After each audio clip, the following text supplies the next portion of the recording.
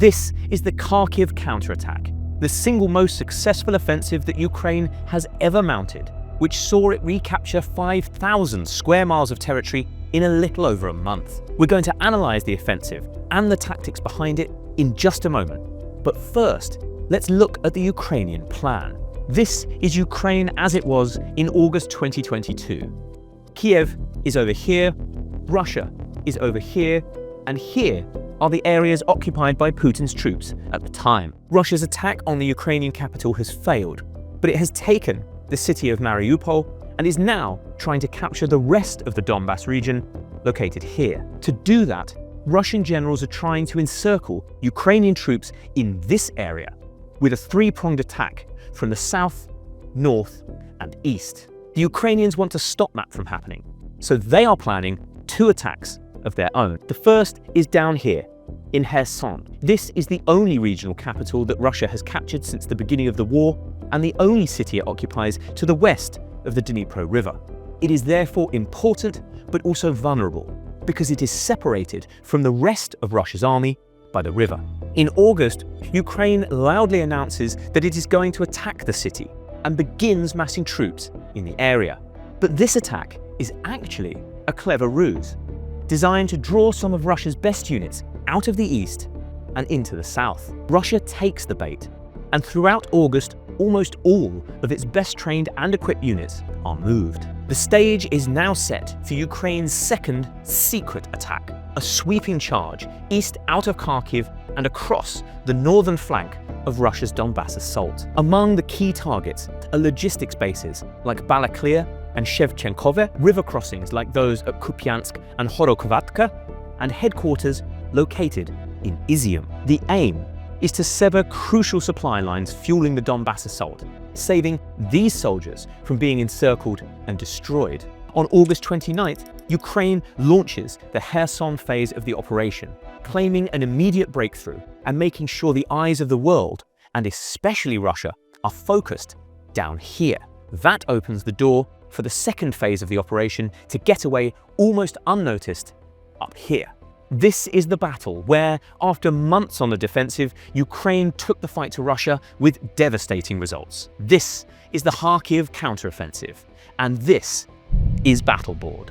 Here is Ukraine's Kharkiv region as it looked in the late summer of 2022. The city of Kharkiv is here, the Oskil River is here, the Seversky Donets River is here, and here are the areas Russia occupies. Just a few weeks ago, there were around 18,000 Russian troops gathered in this area, but the Kherson diversion has roughly halved that number to just 9,000.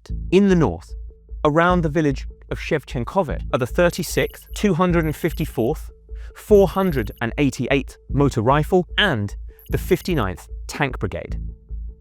In the area around Balaklia, the 18th and 27th Motor Rifle Brigades, the 47th Tank, some Russian National Guard units, and troops from Russia's National Military Reserve.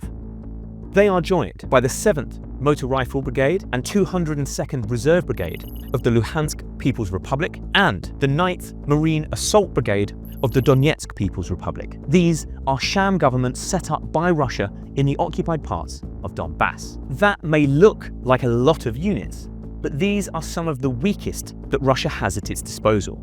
They are short on men, equipment, and fighting experience. In fact, the only elite unit in the whole area is the 137th Airborne Regiment. In the south, near the city of Izium, are fewer but better formations, the 37th and 423rd Motor Rifle, and the 5th and 13th Tank Brigade.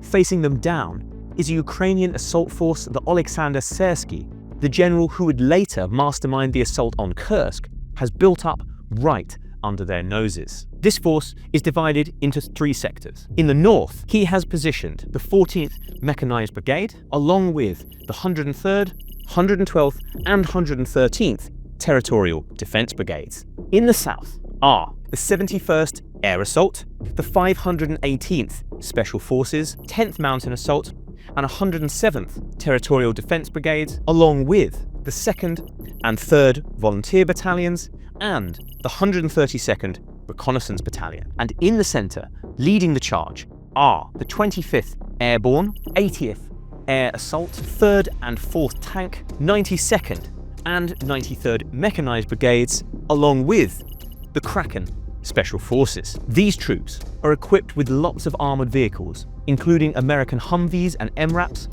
and Soviet-era BMPs and BTRs, making them extremely fast and mobile. They are backed up by artillery units wielding some of the best Western kit that Ukraine had available at the time. Polish Krab, German Panzerhaubitze, and British FH-70 guns firing NATO standard artillery shells, along with American HIMARS and M270 rocket launchers. All in all, we think this force totals around 18,000 men, meaning the Ukrainians outnumber the Russians roughly 2 to 1, though exact figures are very hard to get hold of. On September 4th, a week after the Kherson assault gets underway in the south, Syrsky begins his attack in the north with a huge artillery bombardment. For 2 days straight, Ukraine pounds Russian command posts and ammo dumps in this region, hitting Shevchenkove, Balaklia, and Kupiansk. One HIMARS strike on Izium even manages to kill Colonel Boris Totikov, commander of all Russian artillery units in this area. This wreaks havoc behind the Russian lines, and once Syrsky senses that his opponents are in disarray, he launches the ground assault. The initial aim is to create a gap which the elite 80th and 25th Air Assault can punch through right here. In the dawn hours of September the 6th, Ukrainian troops in the north attack towards the key logistics hub of Shevchenkove. The Russians try to block this attack by moving into the town of Chikalovsk, but at the last moment, the Ukrainians swing around this town, and it is now the Russians who are blocked from moving any further south. Meanwhile, in the south, Kraken Special Forces, accompanied by the 71st Air Assault and 3rd Tank, pinned down the 137th in the town of Balaklia. Another assault towards the town of Saviantsy pulls in Russian units in this area and bogs them down in fighting on the banks of the Seversky Donets River. With both flanks now pinned down, the gap that the main force has been waiting for is wide open. Led by the 25th and 80th Air Assault, they break through Russian lines right here, north of Balaklia. Rather than charge the enemy head-on, the Ukrainians use their fast armed vehicles to cut through Russian lines before unloading troops behind them. These soldiers then double back to surround the defenders, causing the inexperienced troops to panic. If they are able to, they flee. If not, they surrender. The vehicles keep moving, giving the Russians no time to regroup, and the following morning, they take the town of Vlokhiv Yar. These troops are now clean through the main Russian defensive line and can spread out into the poorly defended rear. The 25th and 80th now split up. The former continues the charge northward, and the following day takes the town of Shevchenkove. The latter swings southwards, trying to cut off Russian troops in Balaklia. Fearing they are about to be surrounded, the Russians try to retreat back towards the town of Saviantsy, but the retreat turns into a disorganized rout as the Ukrainians begin launching ambushes on the fleeing troops. Even when they reach Saviantsy, the Russians are not safe. Ukrainian forces in the south again move to block them in, allowing the 25th and 80th to rejoin and push through the center. By nightfall, on September the 8th, this vanguard has reached more or less all the way to the Oskil River. In the north, Ukrainian troops managed to push the Russians out of Chikalovsk. The 36th Motor Rifle and 59th Tank Brigade flee all the way back across the Russian border, while the 254th and 488th Motor Rifle Brigades hightail it back to Kupiansk, with the Ukrainians hot on their tail. Meanwhile, in the south, the 93rd Brigade flanks around Russian units in Saviantsy. Most units manage to avoid the trap, but the elite 137th gets surrounded in the town. Rather than give up, the paratroopers choose to fight to the death and are completely wiped out. On September the 9th, Ukrainian troops in the north succeed in pushing Russian troops out of the western half of Kupiansk. They capture most of the town intact and raise their flag over it, but the bridge is destroyed in the fighting.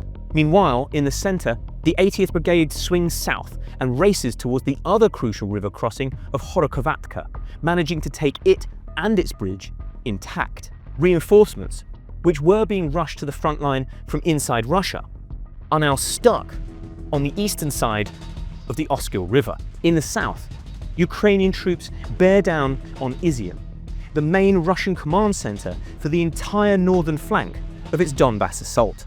Fearing a complete encirclement, a hasty retreat is ordered along the one road Russia still controls. Russian commanders saved their own skins first. Then, the following day, on September 10th, they issue orders for their soldiers to follow them. This retreat is far more orderly, as the Russians use artillery and landmines to stop the Ukrainians ambushing them as they go. 2 days later, on September the 12th, the Ukrainians have captured all territory on the western side of the Oskil River. In just a week, Ukraine's men have recaptured more than 2,000 square miles, about the size of the state of Delaware. But they're not done yet. Rather than dig in, Ukraine rearms and prepares for Phase 2. This is the wider Kharkiv and Donbas region. Here's the area we've just seen Ukraine recapture.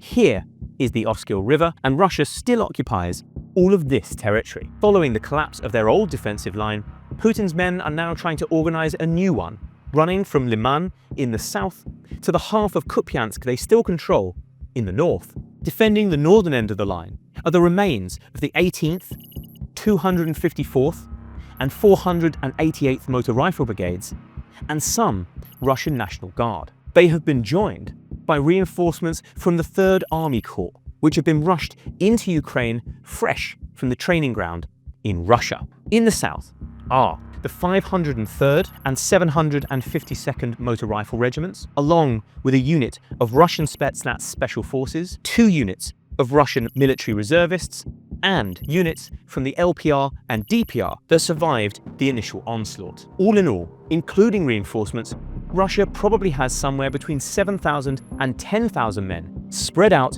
along this front line. As for the Ukrainians, in the north are the 25th Airborne, 14th and 92nd Mechanized Brigades, and the Kraken Special Forces. In the center is the 80th Air Assault Brigade, while Ukraine's southern flank has been reinforced by units that were previously holding back Russia's attack southwards from Izium. These include the 79th and 95th Air Assault Brigades, the 81st Air Mobile, the 66th and 30th Mechanized, and the 103rd Territorial Defense Brigade. Having suffered few casualties in the opening phase of the attack, Ukrainian forces now likely number more than 20,000. They have already accomplished their original goal of stopping Russia's assault on the Donbas by capturing Izium. But rather than let their enemies dig in and perhaps launch another attack from Liman, they're going to try and break their defensive lines a second time. Their first success comes in the north, where small units are able to cross the Oskil River and get behind the Russians. These are only scouts, but the jumpy Russians assume their enemies have got the drop on them again and scatter. That allows the Ukrainians to cross the river in force, and by September the 16th, they've captured the whole of Kupiansk. In the south, Ukrainian forces also waste no time in getting across the Oskil and the Seversky Donets River, and by September the 19th, almost all forces are on the Russian side. However, Russian forces down here are much more organized than those in the north, and the advance quickly bogs down on the outskirts of Liman. Again, rather than take their foe head-on, the Ukrainians send the 95th Air Assault and part of the 81st to flank around the city to the north. Just as happened in Phase 1, they find a weak point and successfully break through into the Russian rear, where they spread out. Kiev's men now tighten the noose, and by September the 30th, Liman has been almost totally surrounded, with 5,500 Russian troops still inside. Their commanders should have given the order to retreat days ago, but held off trying to save face. That indecision proves fatal. By the time they give the order, just one road towards Crimea is still open, but well within range of Ukrainian guns. Soldiers try to sneak out under the cover of darkness, but by the time the sun comes up on October the 1st, they are still on the move and shells quickly rain down on top of them. The retreat turns into a massacre. The true death toll is unknown, but some Russian units are thought to have lost 3/4 of of their men. With Liman and Kupiansk now in Ukraine's hands, Russia's second defensive line unravels. The 80th Air Assault crosses the river at Horokhovatka and sweeps north. By October the 4th, it has captured more or less the entire east bank. Ukrainian forces also push outwards from Kupiansk and chase Russia into the surrounding countryside. The Russians are once again on the run, but the Ukrainians need to be careful. They have advanced a long way in a very short time. Their supply lines are stretched, and the further they move, the more vulnerable the units at the front become. If the Russians manage to get in behind them, they risk not only losing all the territory they've already gained, but the attacking force being destroyed. For that reason, in mid-October, Ukraine's commanders give the order to halt, just short of the cities of Severodonetsk and Lysychansk. The Russians bring up more reinforcements and ultimately stabilize the front line, running from the city of Kreminna at the southern end up to Sinkivka at its northernmost point. In a little over a month, Ukraine has pulled off a stunning offensive that has retaken 5,000 square miles of territory, about the size of Connecticut, including 500 villages, towns, and cities. As Russia fled, its troops abandoned scores of armored vehicles, tanks, and artillery guns, along with tons of ammunition, which Ukraine can now use itself. In fact, Ukraine has captured so many tanks that it now has more of them than it had at the start of the war. After months on the defensive, Ukraine has proved it can go on the attack, a much harder task, and retake territory from the Russians. Meanwhile, the humiliating defeat forces Russia to rethink its entire war effort. Putin sacks a slew of high-profile commanders and appoints Sergei Surovikin, a tyrant nicknamed General Armageddon, to oversee the war effort instead. The Russian despot is also forced to call up Russia's military reserves, press-ganging 300,000 people into the armed forces to make up for his losses. This sparks the most serious wave of protests against his rule since the war began, and sees roughly double that number of Russians flee the country. In fact, Putin is so rattled by the Ukrainian advances that we now know he seriously considered dropping a nuclear bomb in order to stop them. But what or who Putin would have targeted has never been revealed. Now, let's clear the board and take a look at the tactics that led to Ukraine's victory. To understand how Kiev's troops were able to recapture so much territory so quickly, we need to understand the art of the breakthrough. We're now back at the start of the offensive, with the opposing armies facing off against one another. There was a line of Russian troops here, a line of Ukrainian troops here, and an imaginary front line between them somewhere here. Just to either side of that front line is an area that military commanders refer to as the close. This is where most fighting units are located and where much of the combat takes place. Behind the close is what armies refer to as the rear. This is generally where command posts, ammo dumps, and other vital logistics are located. This is much larger geographically, but has far fewer troops in it. These soldiers carry ammunition to the front and casualties away from it. When reinforcements become available, they move through the rear to get to the close. As troops battle each other in the close, they may gain or lose ground by advancing or withdrawing. But this is not a breakthrough. A breakthrough occurs where one side is able to punch through the enemy front line, breaking out of the heavily defended close and into the lightly defended rear. Breakthroughs are hard to achieve. They require just the right mix of speed, surprise, coordination, and concentration of force. If an enemy sees the attack coming, then they can reinforce before it is launched and attempt to block it. If the attack is badly coordinated or slow-moving, then they can regroup to stop it in its tracks. But if the attacker gets it right, they can break through the line and rush troops into the poorly defended rear. This is doubly devastating. First, the attackers can gain a lot of territory very quickly and at minimal cost because there are few enemies to stop them. Second, it cuts off the main enemy force in the close from resupply and reinforcement. This can cause an entire defensive line to rapidly collapse, as these units scramble backwards through enemy fire to try and establish a new front line with a secure rear.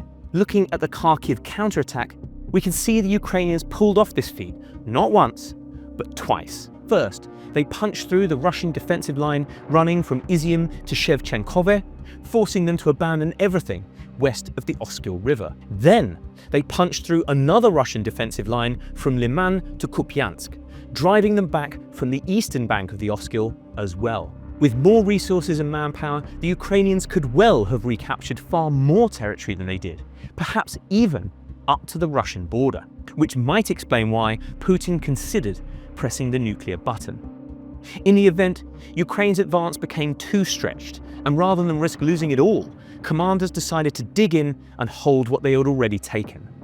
And that is how Ukraine's troops managed to retake so much territory so quickly. Thanks for watching. If you like this kind of content and want to see more in your feed, don't forget to hit like and subscribe, or click the buttons on screen to watch other episodes.